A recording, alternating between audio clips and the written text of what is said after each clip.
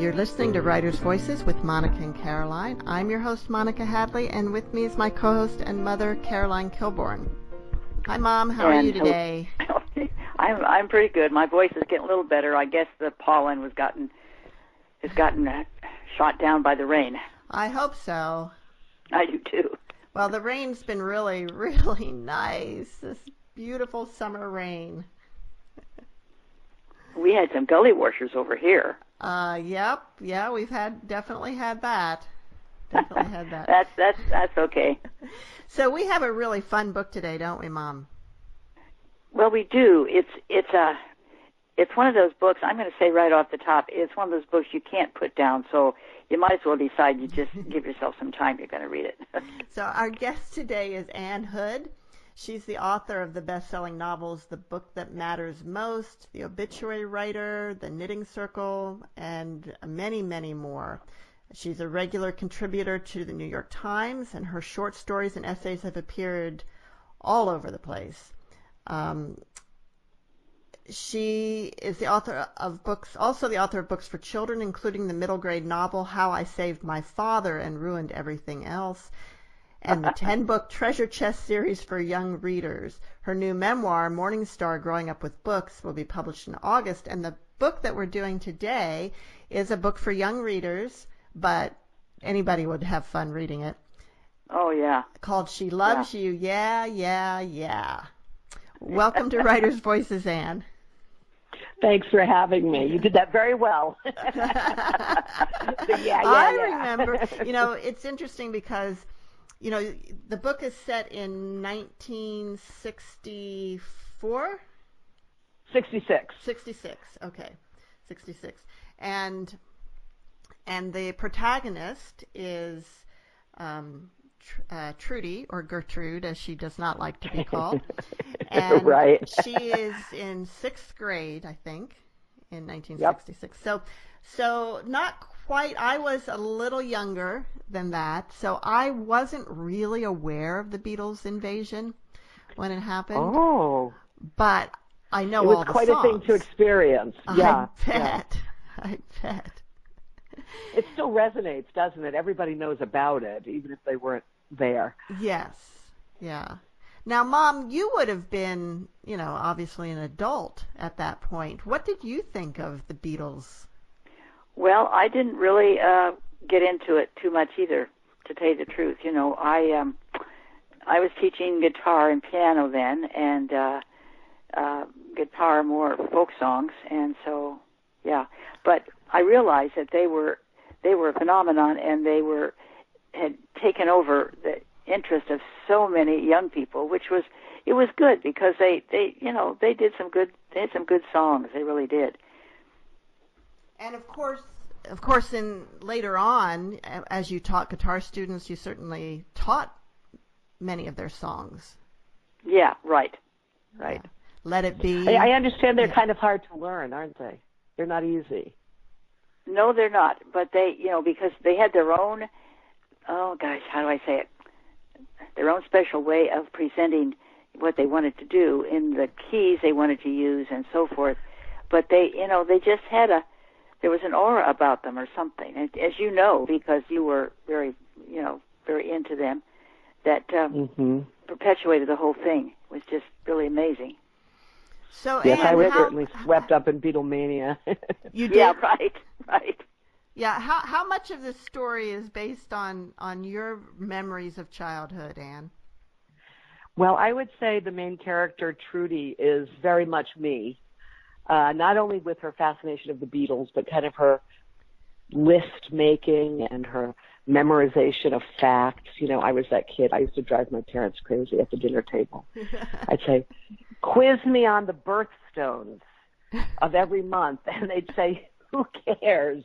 Why are you memorizing this stuff? But I used to just love to do things like that. So the Beatles gave me a whole category of things to memorize, not just song lyrics, but all the facts about them. And I still remember all their birthdays. Paul McCartney's was Monday. Oh my really? gosh. Hard to believe, but he turned 76. I almost fell over when I saw that because to me, he'll always be that 21-year-old boy, on the Ed Sullivan show. Yeah. Wow.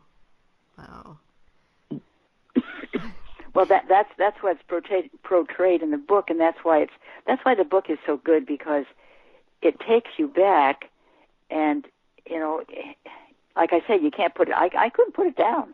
I just sat and read the whole thing. One thing, because of being younger at that time, I guess I didn't know anything about Paul McCartney's girlfriend at the time that you mentioned quite a bit. What was her name? Jane Asher. She was beautiful, red-haired. We all wanted British accents after the Beatles came. We would pretend we were British, and talk like that. But she really talked like that. So she was in a few movies, and we used to go, my cousin and I would go to the movies every Saturday afternoon. And for kids, if you were under 12, it was 35 cents.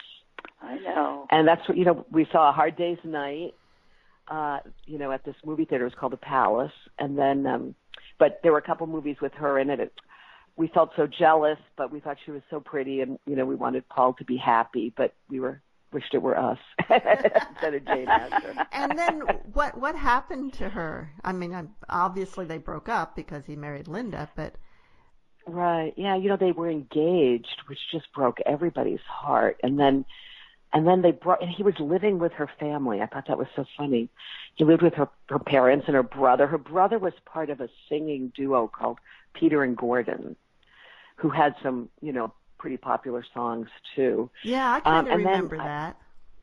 Yeah, and then they split up. It was that old thing of like, their careers kept them apart or something. Because the Beatles were always on the road, and I guess it was hard to have Paul for a boyfriend as much as I wanted it. Maybe I was lucky. I didn't have it. I don't know. But yeah, we were so caught. There used to be these, and I think there still are things like this, but there were these teen magazines, Tiger Beat, and 16 was one of them, not to be confused with 17, which was, the girls' magazine about fashion. Mm-hmm. Right, 16. Right. And they were all about, most of the time during that era, they were about the Beatles. So they'd stick in the Herman's Hermits or, the Dave Clark Five or some of these other, like you said, the British Invasion, some of the other groups. But the Beatles were mostly what they wrote about. I used to just save my allowance and get them. You got them at the drugstore, and just pour over them. And they'd have the centerfolds that you could take out and put up on your walls, a poster. Exactly. A little staple across the nose of the Beatles. But yeah. Exactly. By the time I remember that too. I remember standing at the old drugstore just, which one do I want? There was Tiger Beat, there was Teen Magazine, I think. Maybe which one. Yeah. And and then there were kind of the ones that were more tabloid like, but right. But in my day, it was David Cassidy and Bobby Sherman. Oh, yes. Donny Osmond and Michael Jackson. Wow. Yes. It's interesting because someone told me, well, the Beatles were the first boy band. And I said, I never thought about that because before that, the big one was Elvis, right? Mm-hmm. But after the Beatles, it was all these, then it was all groups, it was the Monkees. Oh, yeah. And then it became not singletons, but groups, Right. It was fun to remember all that. I actually accessed some of those magazines online so I could, get some of the facts that Trudy is quizzing people on about the Beatles. You mean you didn't remember them? I had to test my memory. And I'm glad it wasn't too faulty. But I just wanted to confirm. But I couldn't confirm things like the magazines would say, Paul's favorite color is blue and Ringo's is red. I'm sure that was all made up. No, I'm sure that was just, So I couldn't confirm any of the facts. I put the facts in air quotes, right, that I remembered. But I had to get more real facts. But it was fun to remember my young self like that, and how earnest I was about all these things. Yeah. Yeah. I'll bet they had fake news back then too, didn't they? Maybe. Well, sadly, it wasn't fake. The day I heard Paul got married to Linda, I wrote in my diary, please don't let it be true, please. Oh. Gosh. Well, as they traveled around all over the world, really, and the adulation of all these girls, it must have been difficult for them to sustain a relationship with one. I can't imagine. I can't imagine being that happened with John, right? His wife was Cynthia, and they had a baby, so she was always back in London and watching him on TV, more than she saw him. How hard. The marriage didn't last, and they say that's why. Yeah.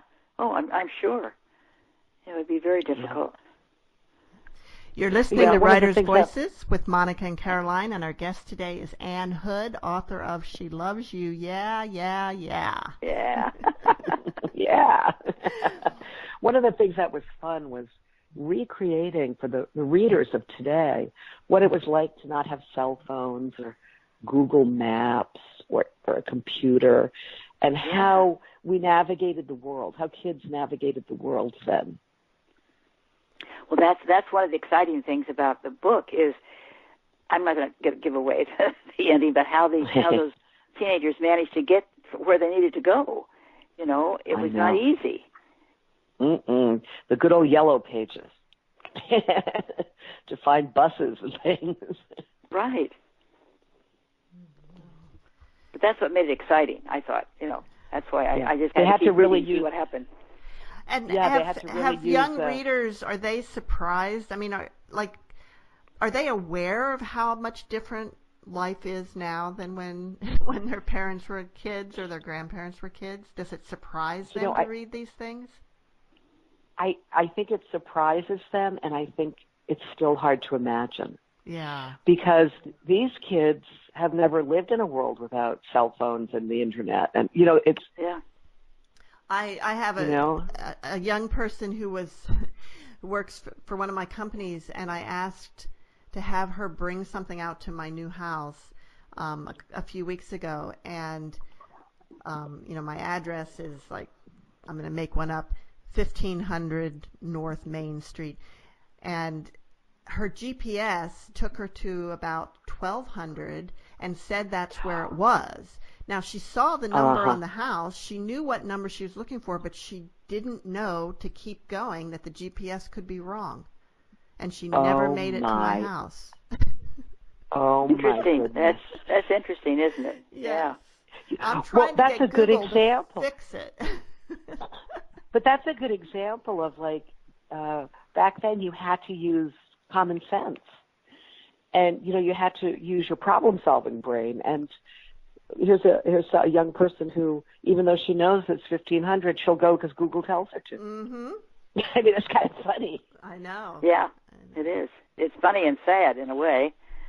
Yeah. Well, we were talking the other day. I was trying to explain to my daughter's 14 that if you were supposed to meet someone at 3:00 and they didn't show up, there was nothing you could do about it. You left. Exactly. You didn't know. They couldn't text you and say, I'm running late, or, you just hung around a bit, and then you left. Right. If you were someplace unfamiliar and got separated from your parents, there was no way to let them know where you were. No. Nope. Yeah, it was a whole other world, that's for sure. Yeah. We did survive, however. Here we are, right? Right. Now, Anne, you have done a lot of different kinds of writing. How long have you been writing and publishing? Well, my first novel, Somewhere Off the Coast of Maine, came out in 1987. Okay. And I was working as a TWA flight attendant. And my novel, can you believe it? I know. When I sold the novel. And so I always say I went in 1 week from saying chicken or beef to answering literary questions about my novel. Oh. My head was spinning. It was that fast, wow. So I'm really curious about that. had you been writing for a long time before that? Was this the first novel you wrote, or just the first novel you published? Well, I'm happy to say the first novel that I wrote landed in a dumpster in Greenwich Village where it belonged. It was terrible. I started writing, when I was a kid. I was 8 years old, and I went to a girl's house after school, and her house was like kind of the house of my dreams. I'm from an Italian-American family, and I lived with 3 generations. And as an adult, I am so fortunate, and I got to know my great-grandmother, and, I was surrounded by relatives. As a kid, I wanted to feel more modern. Do you know what I mean? You always look at how everything else looks. And I went to this girl's house, and it just was so contemporary, and, she had a lot of the modern appliances, and, and I got home, and I felt so angry and jealous and confused, and I wrote a short story, my first one. And when I finished it, I felt so much better. And I thought, I want to do this. This helps me figure out how I feel and figure out the world so I can understand my place in it. So I started writing stories when I was 8, and I continued. And, I did all the things I think a lot of writers did in, like, high school, like the school newspaper and the yearbook and all that stuff. And I went to college, and I majored in English. And you know how many jobs there are for English majors? Like none. So I thought, I need adventures. So I have things to write about. I'd lived a pretty, basic, calm, happy life. And so I went to work as a flight attendant for TWA so I could see the world and have adventures and meet interesting people and get ideas for stories. And so that was a good move, yeah. Yeah, and it worked because, I was only 21 when I started with TWA. I worked for them for 8 years, and I flew international for about 5 of those years. And, to be on your own in Barcelona or Athens or Cairo, you do have adventures, and you meet people. You go up to, hey, how do I get back to my hotel or whatever? Again, no cell phones, right? Kind of on your own with a map. And I just had so many wonderful experiences, and it did give me ideas for stories. So I started writing a terrible novel.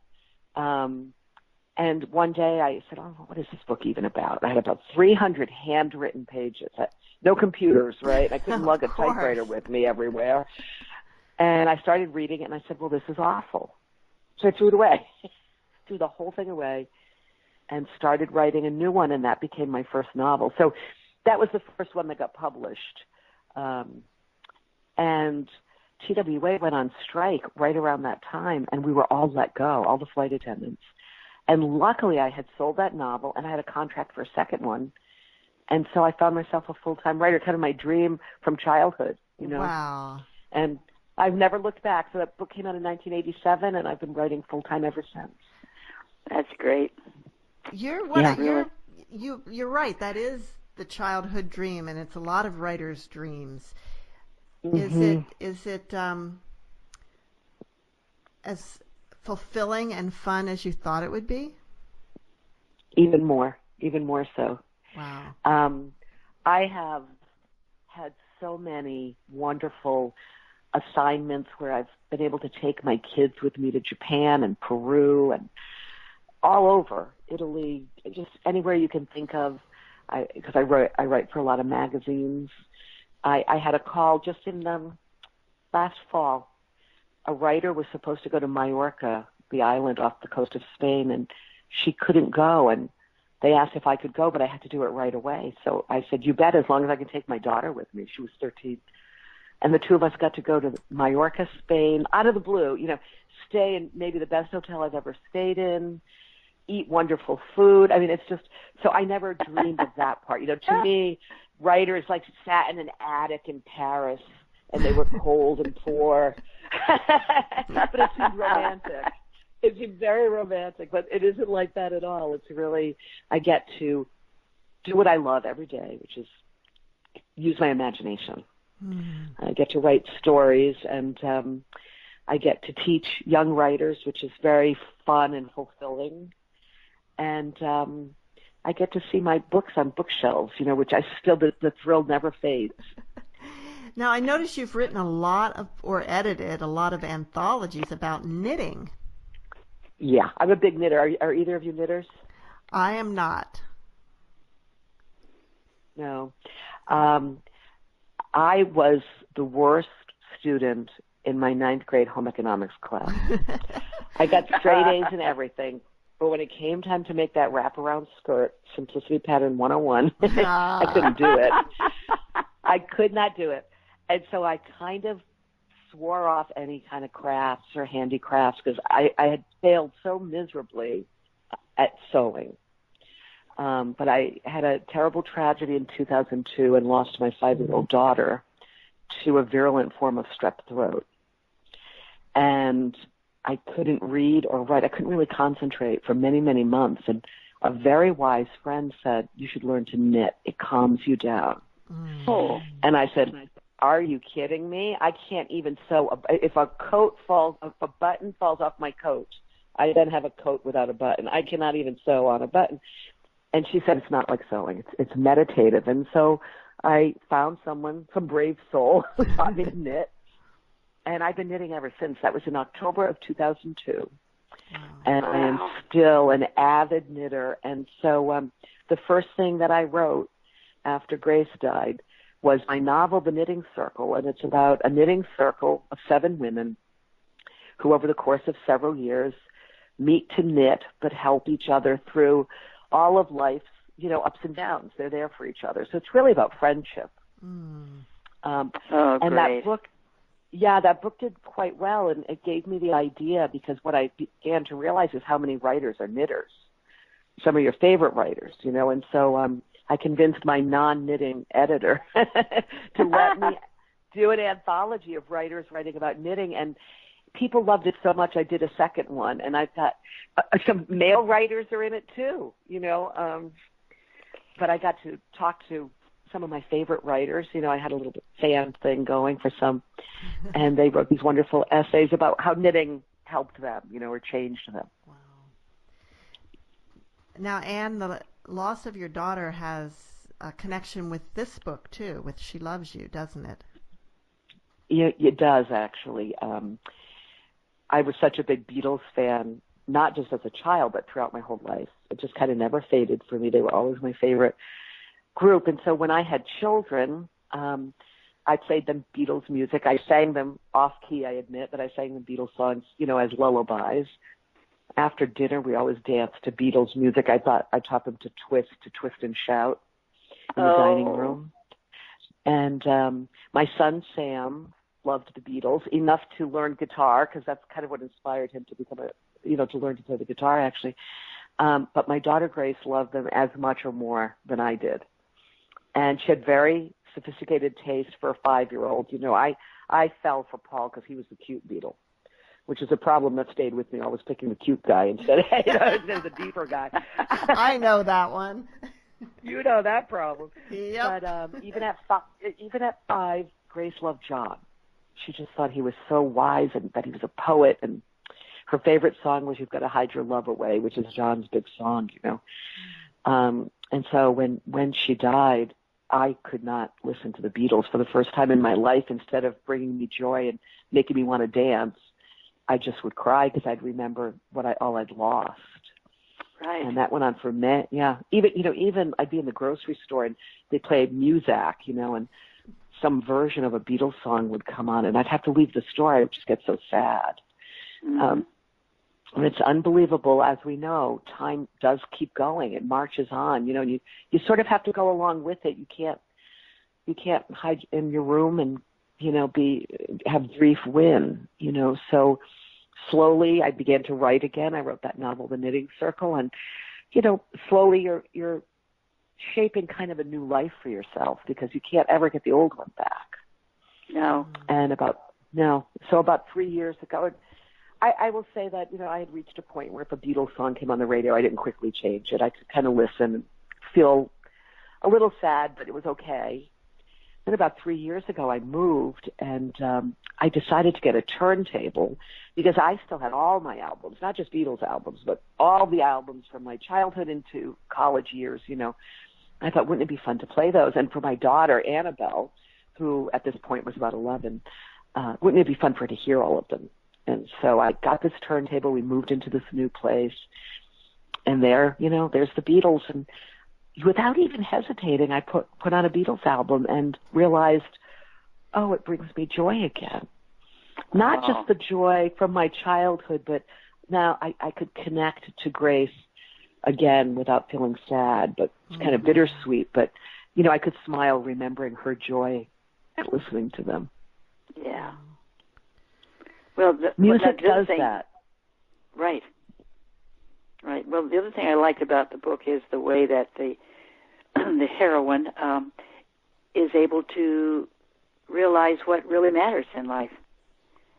I mean, I think that was really important. She starts out a little bit of a snob. A little bit, yeah. Yeah, she's opinionated, isn't she? She's a popular girl, and she doesn't want her popularity to be diminished by associating with unpopular people. Exactly. Yeah, we've all been there, haven't we? Oh, isn't it how much time we wasted worrying about this stuff, right? Yes. Which group to be in, or how to get someone's attention, or what to wear so that you fit in, or oh my goodness. And Trudy is in that phase when the book opens, but these three kids, the last members of her fledgling fan club, Beatles fan club, turn out to be better friends and matches for her than the ones that were labeled popular. Really, she found out the true meaning of friendship, I think. Yeah, that's the thing I really love about the book is that that happens. But one of my favorite sayings is, "Don't worry about what other people think of you because they rarely do."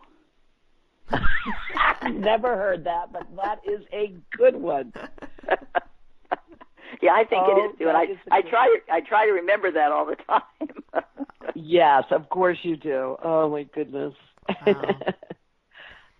You're listening to Writers' Voices with Monica and Caroline, and our guest today is Ann Hood, New York Times best-selling author of She Loves You, which is a book for young readers about loving the Beatles.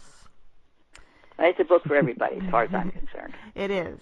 Yeah, thank you. Yeah, I've been getting a lot of emails from adults who have had got early copies, and they are sharing their Beatles stories with me. I cannot tell you, it is so delightful. One woman named Colleen said she signed all of her own Beatle albums to Colleen Loves Paul. Oh my gosh. And then, isn't that cute? And then someone else told me that they got the album Meet the Beatles, and that had a picture of the four of them, standing, mostly their faces, and his brother labeled them, but he got them mixed up. So for years, this guy thought John was George and George was Ringo and Ringo was Paul. He got them all wrong. Oh, funny. It's just, I've heard so many great stories. Well, the other sweet thing in the book is that Trudy's father likes the Beatles too, and they bond over that. Yeah. Well, in many ways, her father's a father from that era. Not as hands-on as a lot of dads are now. But I was so close to my dad that I wanted to create a relationship that a father and daughter have something in common that. And again, music is able to bring people together like that. So he always got the new album as soon as it came out, and they'd sit and listen to it together. And he's the one who gets the tickets for the concert, and I don't want to do a spoiler, but we know how that ends up going. But he does get the tickets for her. Which wasn't probably very easy to do at that time. No. But he had connections, and so that was, yeah. Yep, paid something like $3. Oh, I know. Gosh, can you imagine? I wonder what tickets would cost today if, Oh, my what do you goodness. suppose? Oh. I mean, gosh, if you go to see Paul McCartney alone, it's hundreds of dollars. And there's only, and the other three aren't even in that. It's just one Beatles, $300. Oh, gosh.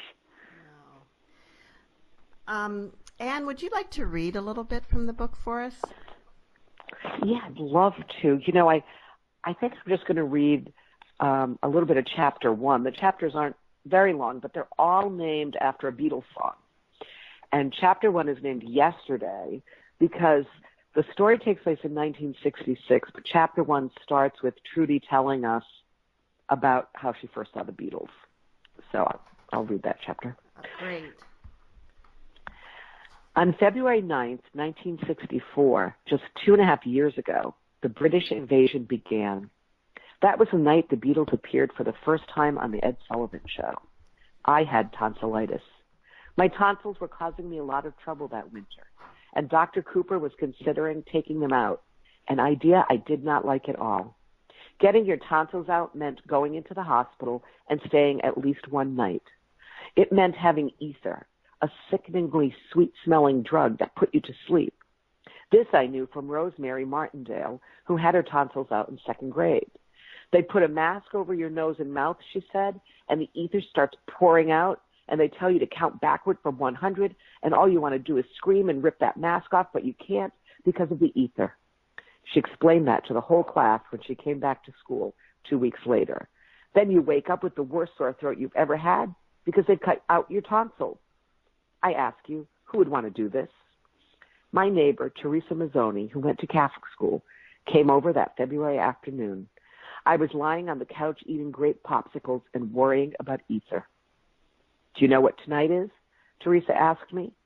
Sunday, I croaked, because my throat was too sore for me to talk normally. She rolled her eyes. Not just any Sunday, Trudy. Tonight the Beatles are going to be on the Ed Sullivan Show, and your life is going to change forever. She paused. Everyone in America's life is going to change forever, she said. I didn't like how Teresa always knew more than I did. How did she find out this stuff? She was just a kid like me, but somehow she knew things I didn't know.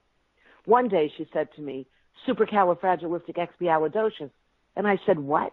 And she said it again, faster. I didn't know what she was talking about, but I understood it was important and that in no time everyone would be saying supercalifragilisticexpialidocious too, and if I knew what was good for me, I'd learn how to say it. So I asked her, what are the Beatles? Not what, Trudy, who? Teresa flopped on the chair across from me and raised 4 fingers. John, Paul, George, and Ringo, she said. They're from England. Liverpool, she said dreamily. I like John best. I repeated the names in my head. John, Paul, George, Ringo? Teresa grinned. Because he wears lots and lots of rings. He's the drummer. Ah, so they were a musical group. Since it was Sunday, I knew that the Beatles were going to be on the Ed Sullivan Show because that's where musical groups appeared on Sunday nights. I'll come over and watch with you if you want, Teresa said. I did. By the time Teresa showed up to watch the Ed Sullivan Show that night, Dad and I had read the entire New York Times article, and we listened to WPRO until I Want to Hold Your Hand came on, which was almost right away because the song was already #1. In fact, the DJ dedicated 15 whole minutes just to Beatles songs, playing She Loves You, I Saw Her Standing There, and All My Loving without interruption. Dad was tapping his fingers on the table in time to the music. Oh, Trudy, he said, these guys are good. It's not very melodic, is it, Mom said. Mom liked Frank Sinatra. Dad's eyes met mine, and it was like he looked at me for the first time ever. No, like he saw me for the first time ever. We smiled at each other, 2 Beatles fans. Dad nodded as if to say that we were in this together.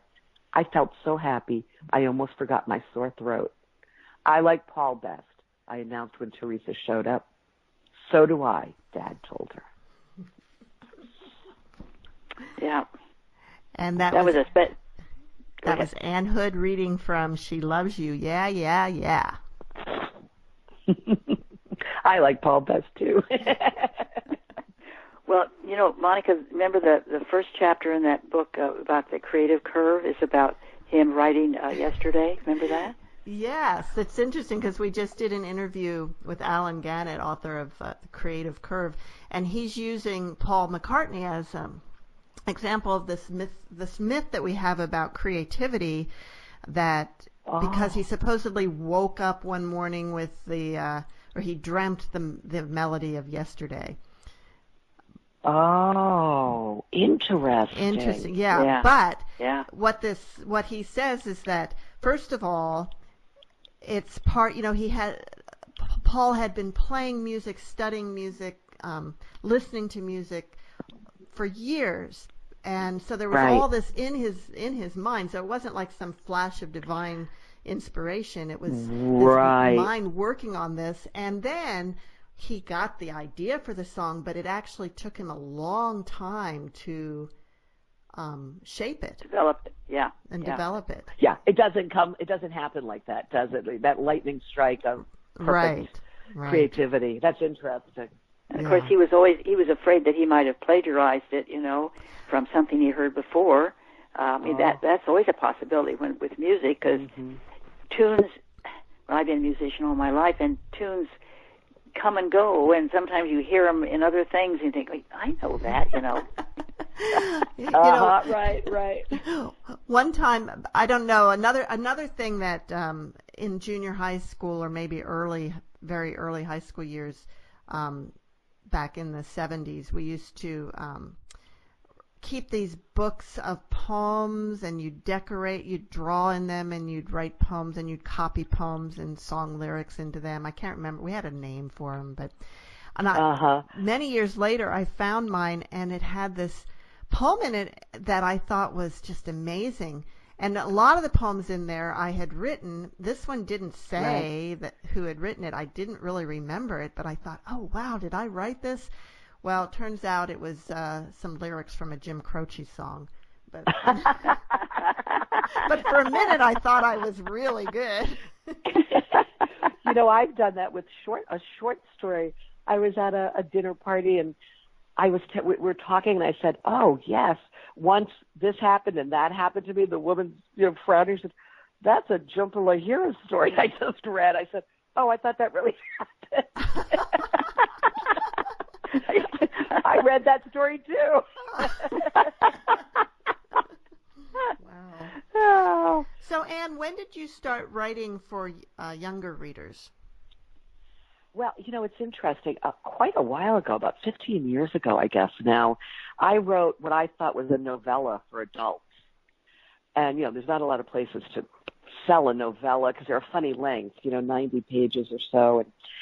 And I sent it to my agent, and I said, what do you think we can do with this? And she said, Anne, this isn't a novella for adults. It's a YA book.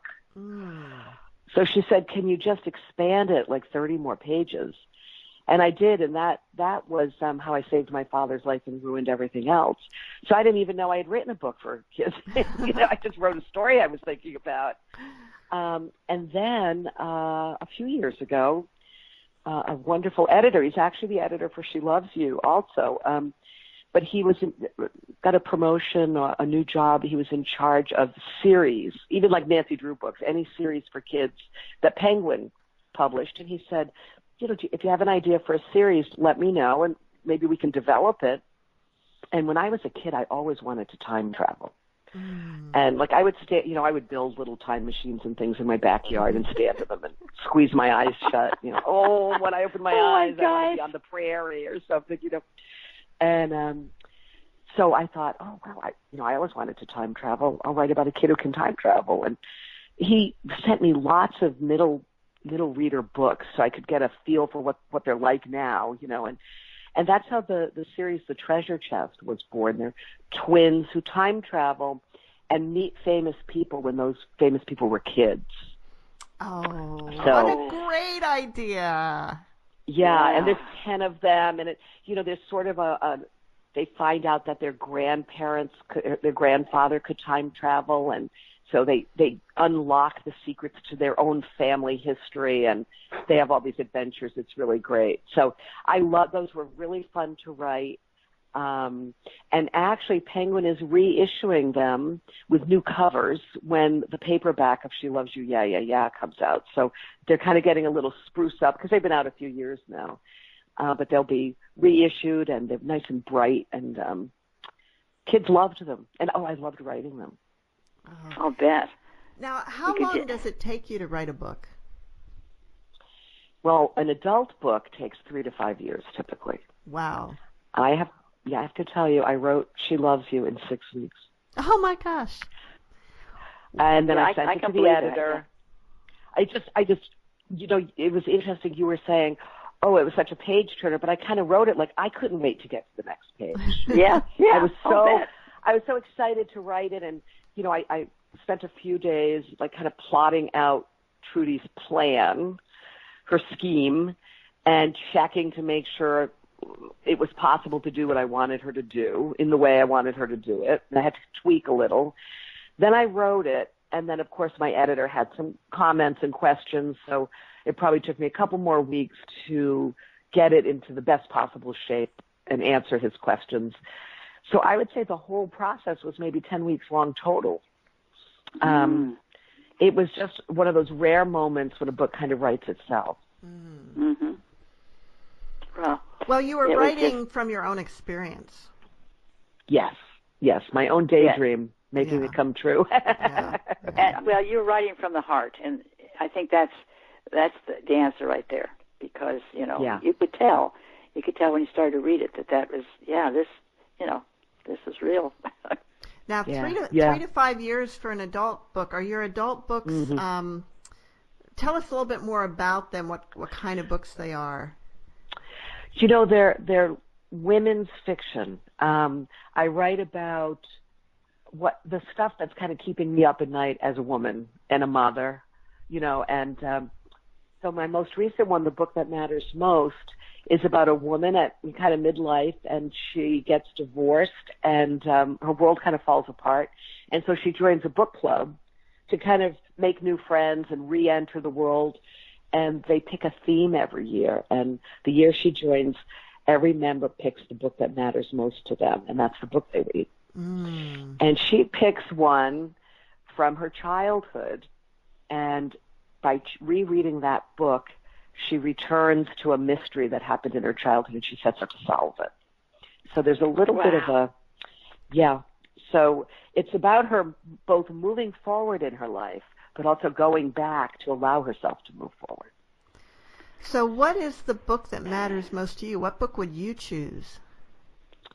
Well, unlike my poor book club members in my novel who had to choose one, I think we get 4 or 5 in real life because it depends on when you read a book, doesn't it? I mean, so I would say as a kid it was Little Women. And then in high school I loved Marjorie Morningstar. And then in college it was The Great Gatsby. And then when I was writing my first book and I felt really stuck, I read an Ann Tyler book. The first one I'd ever read, this was back in 1986 or something, and it was Dinner at the Homesick Restaurant. And after I read that book, not only did I become an Ann Tyler fan, but something about reading it kind of unlocked my own problem, and I was able to finish my book. It was just such a funny experience.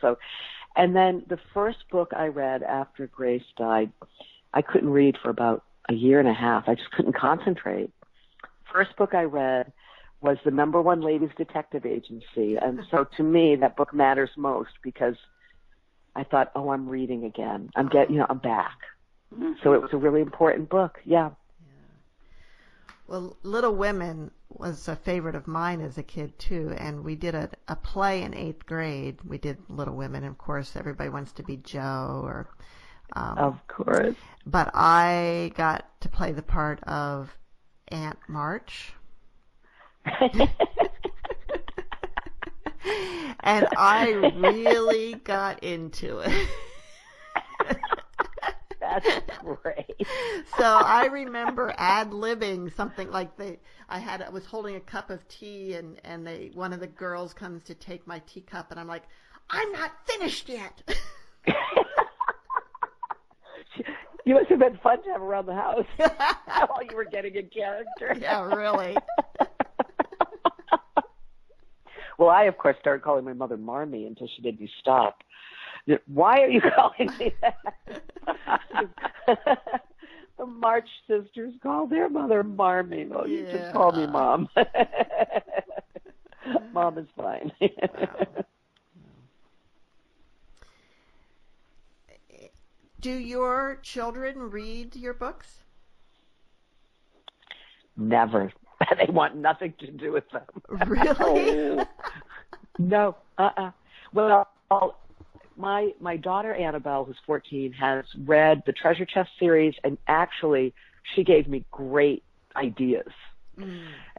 So when they go back to visit and they see Amelia Earhart, when Amelia Earhart was a kid, Amelia Earhart had a dog, and Annabelle said, let them take the dog back with them to the present. So she had great ideas that I used. And she's read She Loves You, but as for the adult stuff, no interest. My son Sam is 25, and not that long ago I said to him, well, you know how I wrote about that in the obituary writer, and he looked at me and said, I don't read your books. It's creepy. I said, oh, okay. And he's an avid reader. But, in case there's a love scene or something, I don't want to read that, Mom. I'm not reading your books. Oh, my. Well, are they proud that their mom's an author? Because that's kind of a big deal. They are so proud. And ever since they were little, I've always taken them with me on book tours or to signings, because I thought it was important for them to see that my job wasn't just sitting alone in a room with the door closed, but that, I actually go to bookstores and libraries and talk to people about my books. And they've always come along and they like it. They like it a lot. I mean, my daughter is so funny because she, has made this kind of mashup of what I say when I give talks, because she's been to so many. And it is very funny. It is very funny. She takes a line from this and a line from that. Yeah. Yeah.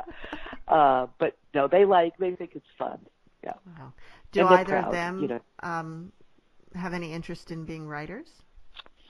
Well, my son is an actor. In fact, he's in a play that's opening in London next week. Oh, fantastic. So we're about to go and see his play in London. We've seen it evolve over a couple of years. It started at the Edinburgh Fringe Festival, and it just was off Broadway in New York. And now it's going to London, so it's very exciting. What's it called? It's called The Diana Tapes. It's the true story of how the authorized biography of Princess Diana got written. And he plays the publisher. Yeah. And it's great. And so although he didn't write that, he has written a play that was produced off-Broadway. It was called Sources of Light We Cannot See. And it takes place during World War I, and the whole play takes place in one of the trenches in World War I, and it's in the dark. So it's a very effective play. Yeah, wow. The only light comes from cigarettes, that when they light a cigarette or a match, and then artillery fire. Everything else is dark. Oh, my. So, yeah. So he is working on another play about Vincent van Gogh. He's always loved Van Gogh. So he does dabble in it, but right now his time is taken up with this play that's been traveling around. It was in Toronto, then off-Broadway, and now London. Oh, very cool. Yeah, very cool. My daughter's 14, and she does like to write, but she's one of those kids who's kind of good at everything she does. That wasn't the same. My son, he was good at acting, and he stuck with it. But Annabelle loves math, and she loves reading, and she loves French. She went to a school that's all French since she was 3, total immersion French. So she's good at languages. So I don't know if she's going to have a tough time figuring out which to do, because she kind of likes it all. I know, and that can actually be sometimes almost debilitating. Yeah. When you're good at too many things and can't choose. And I didn't have that problem. I was not good at math, so my course was clear. Whatever I'm going to do, it's not going to be math or science. Wow. So what are you working on? Well, I understand you have a memoir coming out. I do. Well, actually, Morningstar came out last August. Oh, okay. But I have another nonfiction book coming out in December that I'm really excited about. It's called Kitchen Yarns, Stories from My Kitchen on Life, Love, Loss, and Happiness. And it's essays, so real, stories of my life, but they're all revolving around food, and there's a recipe at the end of them. And in a way, I've been writing these for many years because I love to cook. And as I said, I'm Italian-American, so food was central in my childhood. So it's recipes from my mom and my grandmother, but it's also recipes I learned as a single woman, living in a small apartment, recipes I made when I was a young mother, recipes I make now for dinner parties. So it sort of traces my whole life through food. I love books that combine, cookbooks that that combine a story. Yeah, I do too. Yeah. I do too. There was a book out, and maybe you know it, called Home Cooking by Lori Call when it came out in the, I think, like the late 80s. That's exactly what I was thinking. That's exactly the book I had in mind. Yes, I loved that book, and that was kind of the inspiration for this. I kind of based it on the way she did that book. So yes, and I believe she passed away. So suddenly. It was terrible. Yeah. The final essay in Kitchen Yarns is sort of a love letter to Lori Colwyn, and it has her recipe for tomato pie in it. Oh. So it's kind of an homage to her. Oh, that's wonderful. Yeah. Oh, I can't wait. Mm-hmm. That's coming out in December? Yeah. Okay, in December, in time for let's Christmas. See. Yeah.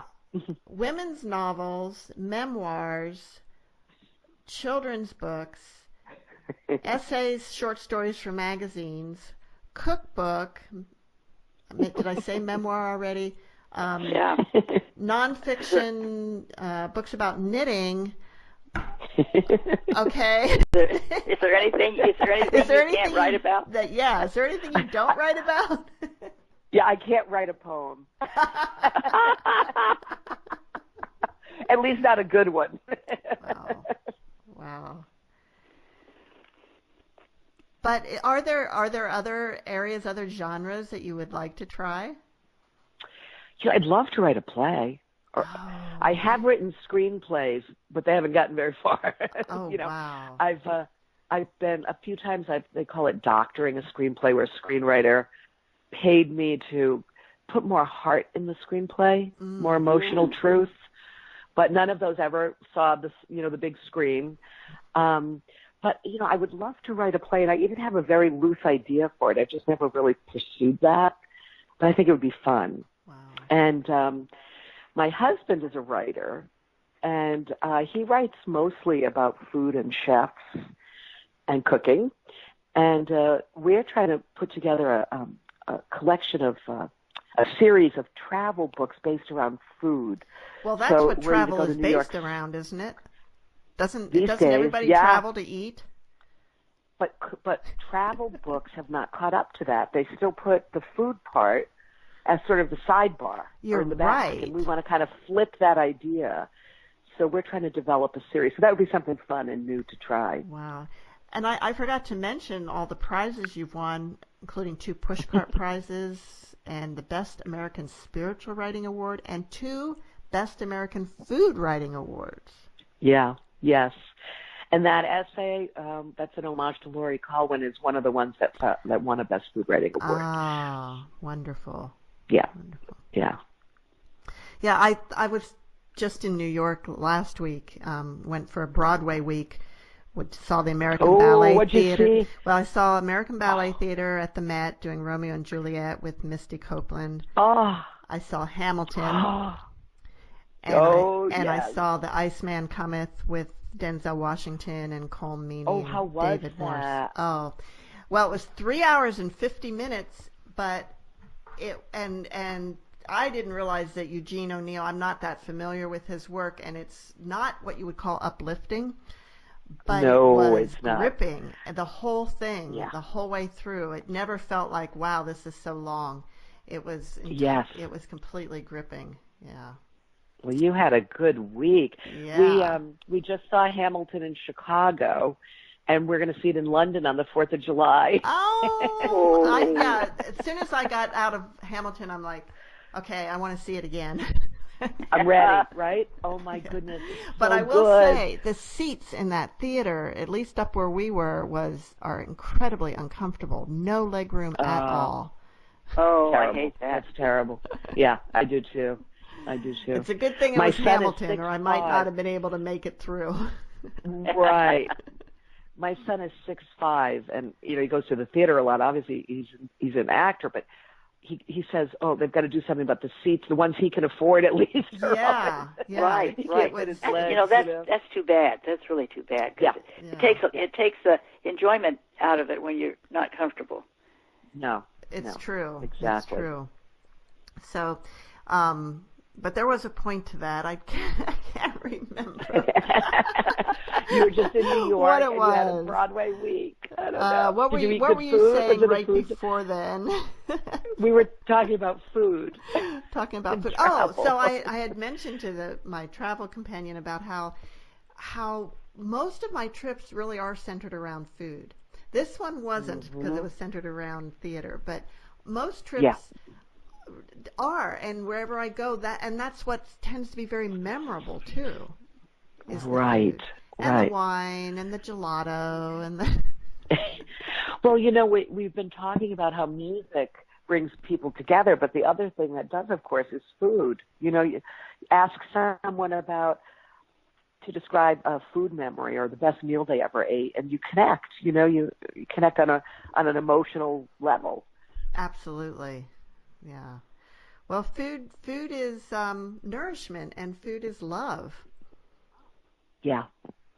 The great food writer MFK Fisher said, I never wrote about food, I wrote about love. Oh. Uh-huh. Yeah. Well, we're actually out of time. No. That's a perfect quote to end on, I think, except, Mom, you may have another one. Do you have an ending quote for us? Yeah, I do. Because I want everybody to read this book. Because, of course, there are joys and sorrows in life, but sometimes the deepest sorrow brings the way to the lasting joy. Oh. And thank you so much for being with us today, Anne. Thank you both. This was just delightful. Thank you. Have a great weekend.